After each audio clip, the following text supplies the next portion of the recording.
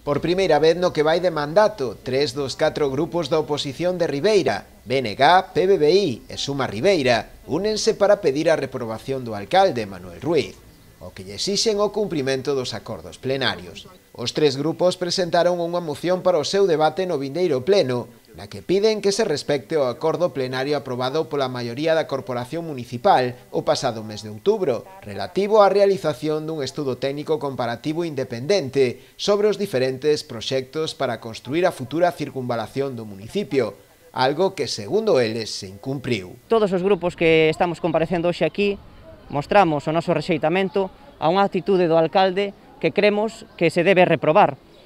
porque o máximo responsable de facer cumprir os acordos plenarios é o primeiro os que os está incumprindo. Entendemos que o estudo da estrada de Frións a Xarás ten que facerse igual que se fixo o estudo técnico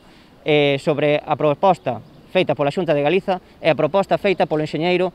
Rianxeiro que tivo un premio o Visa 2018. Entendemos que esa alternativa tería menor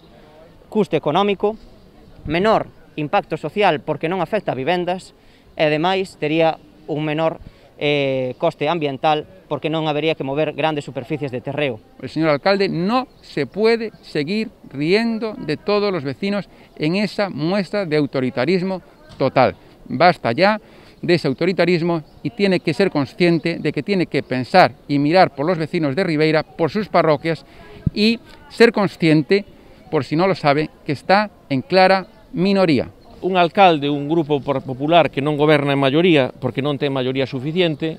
debe de ter cuidado de non esganar, de non asfixiar as poucas ferramentas que lle quedan a oposición para actuar dentro dun réximen dunha legislación local, que así, legalmente está así, que é moi presidencialista. E se ainda por riba de ser unha legislación presidencialista está furtando as poucas ferramentas que temos para expresarnos na oposición, quizás non se está dando conta que está quizás hipotecando o futuro de cara a temas importantes que requerían un consenso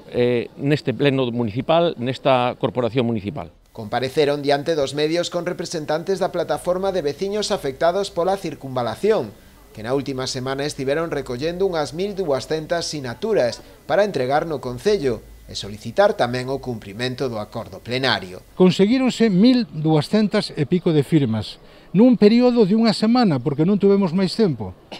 Si isto se pronuncia en máis